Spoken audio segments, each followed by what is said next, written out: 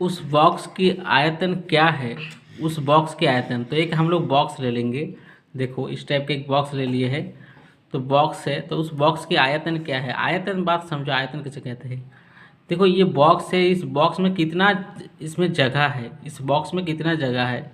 मान के चलो इस ये बॉक्स एक कांच का एक्वेरियम जैसा है, तो इसमें पानी ले सकता है।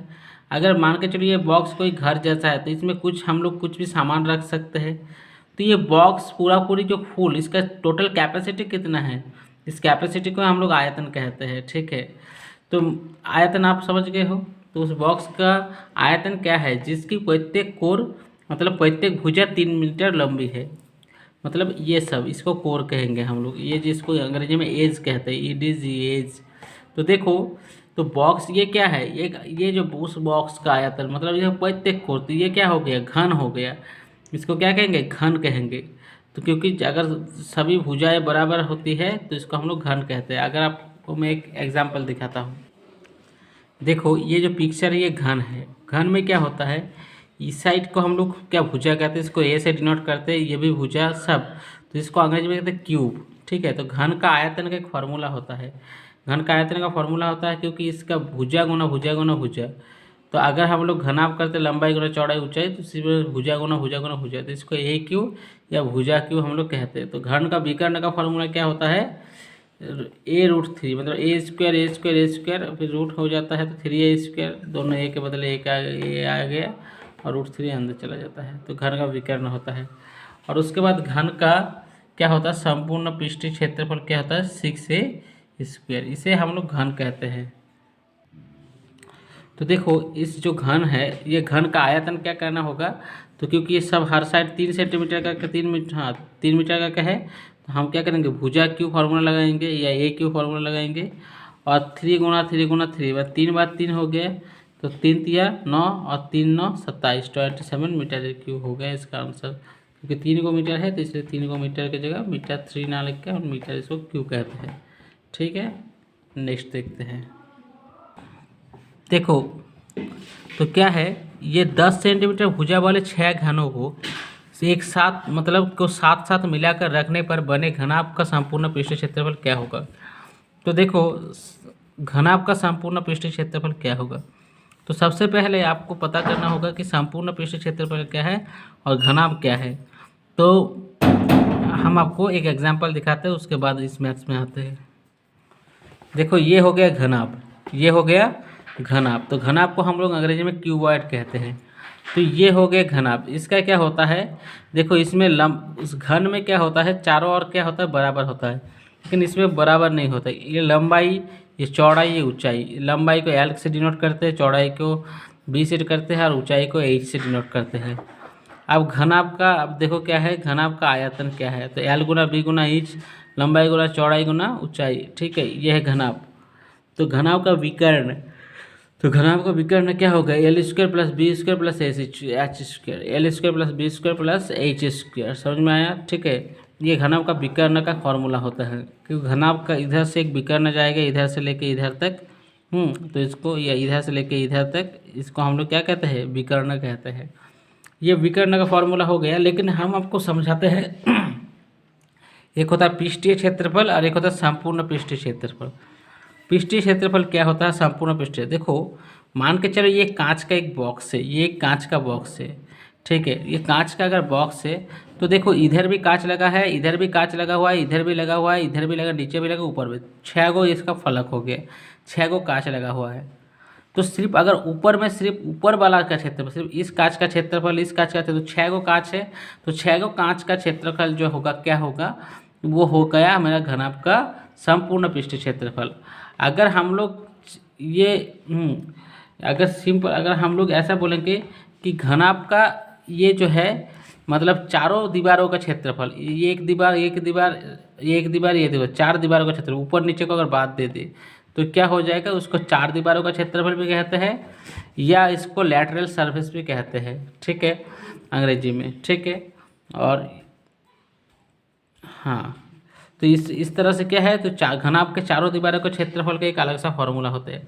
तो देखो संपूर्ण पृष्ठीय क्षेत्रफल का क्या आंसर होता है, क्या क्या फॉर्मूला होता है, 2 इंटू एल बी मतलब लंबाई गुना चौड़ाई, बी एच चौड़ाई गुना ऊंचाई, एच एल एच लंबाई गुना ऊंचाई गुना लंबाई। तो ये एक फॉर्मूला होता है संपूर्ण पृष्ठ क्षेत्रफल का।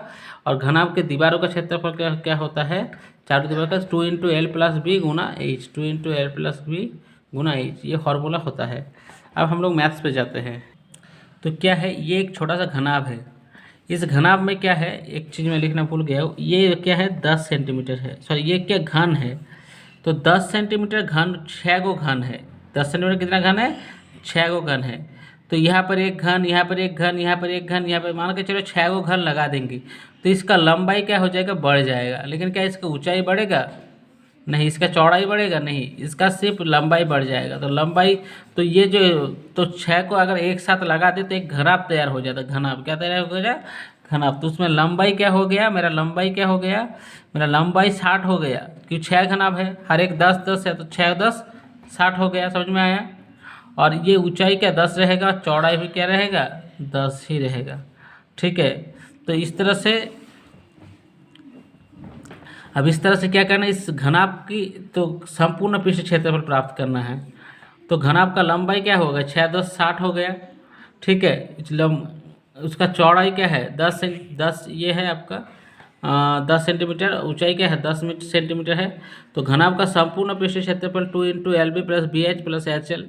तो उसी प्रकार हम लोग क्या किए, 60 को 6 से गुना किए, 10 को 10 से, 10 को 6 से, इस तरह 60 से गुना किए। तो 6 10 6, ये 600, ये 100, ये 600। तो इस तरह से क्या हो गया कि मेरा जोड़ करने पर क्या है 1300 आ गया। तो 2 गुना 1300 मतलब 2600 सेंटीमीटर स्क्वायर। घनाभ का देखो हमेशा याद रखना, आयतन जब भी होगा वॉल्यूम, तब उसका होता है मीटर क्यूब सेंटीमीटर क्यूब हो सकता है। जहाँ क्षेत्रफल लिखा रहेगा तो वहाँ पर स्क्वायर होगा, सेंटीमीटर स्क्वायर मीटर स्क्वायर होगा। और जैसे लंबाई चौड़ाई ऊंचाई परिमाप, इसके लिए मीटर सेंटीमीटर ये सब होता है। ठीक है। ओके। देखो ध्यान से, एक चीज़ जहाँ मुझे लगा कि इस जगह मुझे समझाना चाहिए, तो वो है 2 into L B plus B H plus H L. तो देखो एल बी मतलब क्या है, एल क्या है 60 है, एल क्या है 60 है, और बी क्या है, बी 10 है। फिर क्या है, बी क्या है, बी का मान 10 है, और एच का मान क्या है, एच का मान 10 है। तो ये 10 गुना 10 हो गया। और यहाँ पर एच का मान क्या है 10 है, और एल का मान क्या है 10 है, तो 60 गुना 10 हो गया। ठीक है, सॉरी 10 गुना 60 हो गया। तो इस तरह से क्या हो गया कि हम लोग इसको गुना किए, तो 6 10 जा 60 10 जा 600, 10 10 जा 100, और 60 10 जा 600। ठीक है। अब देखो 600 प्लस 600 1200, 1300, 1300 मतलब 1300। तो 2 गुना 1300 तो 2600 सेंटीमीटर स्क्वायर। ठीक है। देखो ये जो क्वेश्चन है, ये क्वेश्चन है एक आयत का क्षेत्रफल एक वर्ग के क्षेत्रफल की 3 गुना है। मतलब जो एक आयत है ये वर्ग के 3 गुना है। ये छोटा सा आप वर्ग देख रहे हो, ये वर्ग का कितना है 3 गुना है, इसीलिए मैंने यहाँ पे 3 लिखा। समझ में आया। तो ये वर्ग का 3 गुना है ये आयत, ये वर्ग का 3 गुना है आयत। आप बात समझो कि बोल रहा आयत की लंबाई 40 मीटर है। आयत की लंबाई क्या है, आयत की जो लंबाई है वो 40 मीटर। ध्यान समझो, आयत की लंबाई क्या है 40 मीटर है। आयत की लंबाई 40 मीटर है, तथा उसकी चौड़ाई, तथा उसकी जो चौड़ाई है, उसकी जो चौड़ाई है, ध्यान से देखो, आयत की लंबाई उसकी जो चौड़ाई है बोल रहा है, तथा आयत तथा उसकी चौड़ाई वर्ग की भुजा से 1.5 गुना है। जो वर्ग का एक भुजा है उस भुजा का 1.5 गुना है। समझ में आया। तो वर्ग की प्रत्येक भुजा की लंबाई क्या है, तो वर्ग की प्रत्येक भुजा की लंबाई क्या है इतना पता करना है। देखो 1.5 गुना मतलब 1/2, 1/2, 1 भाग और 1 का आधा भाग, उसको कहते हैं 1.5। ठीक है। अब बात समझो, अब इस पिक्चर पे ध्यान दो। एक जो वर्ग है ना, ये जो वर्ग है इसका क्या है 3 गुना ये आयत है। अगर ये मान के चलो ये अगर 1 है तो ये 3 है। समझ में आया। इसका क्षेत्रफल अगर 1 सेंटीमीटर या 1 मीटर स्क्वायर है, तो 1 सेंटीमीटर स्क्वायर है, तो इसका क्षेत्रफल कितना होगा, इसका क्षेत्रफल होगा तुम्हारा 3 सेंटीमीटर स्क्वायर। ठीक है। आप देखो ध्यान से, माना कि ध्यान से देखो कि माना कि प्रत्येक वर्ग की भुजा x है, माना कि प्रत्येक वर्ग की भुजा क्या है x है। तो देखो माना वर्ग की भुजा x सेंटीमीटर है, तो वर्ग का क्षेत्रफल क्या होगा, तो एक्स स्क्वायर होगा। क्योंकि हम लोग क्या जानते हैं कि वर्ग का क्षेत्रफल भुजा गुना भुजा होता है, तो हम लोग का ये अगर x है तो भुजा गुना भुजा क्या हो गया, एक्स स्क्वायर होगा कि नहीं। तो वर्ग का क्षेत्रफल क्या होगा, एक्स स्क्वायर सेंटीमीटर स्क्वायर हो गया। अब देखो हम लोग क्या करेंगे, हम लोग का क्या है कि आयत की चौड़ाई क्या है, तो हम लोग का तो ऑलरेडी बताया ही गया है कि आयत की जो चौड़ाई है वो 1.5 गुना है किसका, वर्ग। वर्ग क्योंकि एक्स है, वर्ग की एक भुजा एक्स है, तो एक भुजा का क्या है वो 1.5 गुना है, तो एक भुजा का 1.5 गुना, तो 1/2। समझ में आया। तो इसको हम लोग तोड़ेंगे तो 2 एकम 2 और 2 पूर्णांक 1 पूर्णांक 2/1, मतलब 2 एकम 2, इसके साथ ये जुड़ जाता है तो 3/2 हो गया, इतना एक्स हो गया। अब लंबाई, लंबाई कितना दे दिया है, लंबाई तो ऑलरेडी आयत का दे दिया है कि 40 है, तो आयत का क्षेत्रफल क्या हो गया 40 गुना 3/2x, तो इससे हो गया हम लोग का आयत का क्षेत्रफल 60 सेंटीमीटर स्क्वायर। क्या हो गया 60 सेंटीमीटर स्क्वायर। अब प्रश्न अनुसार, प्रश्न में हम लोग क्या है, प्रश्न अनुसार क्या है, ध्यान से देखो कि आयत का क्षेत्रफल क्या है, वर्ग, आयत का क्षेत्रफल क्या है, आयत का क्षेत्रफल कितना बड़ा है, वर्ग के 3 गुना है, तो वर्ग का क्षेत्रफल का 3 गुना है। समझ में आया। अब देखो इस आयत का क्षेत्रफल 60x है और वर्ग का क्षेत्रफल 3 गुना इसका क्षेत्रफल तो एक्स स्क्वायर है, तो 3 गुना एक्स स्क्वायर। अब देखो 3 और इसको 3, ये 3 क्या हो गया, हम लोग क्या जानते हैं कि इसको हम लोग x को x लिख सकते हैं कि नहीं, तो 320 या 60 ऊपर ऊपर कटता है और ये x कट गया, तो x बराबर क्या बचा, सिर्फ 20 बचा। तो वर्ग की तब x बराबर कितना हो गया 20 सेंटीमीटर, तो वर्ग की एक भुजा कितना हो गया 20 centimetre. It is very easy. समझ में आया। क्वेश्चन को समझो फिर से। देखो क्वेश्चन क्या कह रहा है कि क्वेश्चन है एक वर्ग है, क्या है एक वर्ग है, वर्ग का 3 गुना आयत है, क्या है वर्ग का 3 गुना आयत है। तो आप देखो क्वेश्चन वही बोल रहा है, एक आयत का क्षेत्रफल क्या है, वर्ग के क्षेत्रफल की 3 गुनी है, 3 गुना है।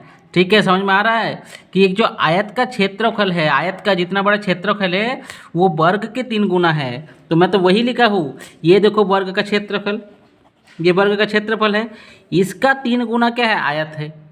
अगर मान के चलो ये एक्स स्क्वायर है तो इसका क्या हो गया, ये 3x स्क्वायर होगा, होगा कि नहीं होगा। तो यही चीज़ तो बताया गया है। अब और एक कंडीशन दे दिया गया है कि इसका एक भुजा अगर x है तो इसका ये 1.5 गुना है, ये भुजा का 1.5 गुना, तो 1.5 गुना x, 1.5 गुना x।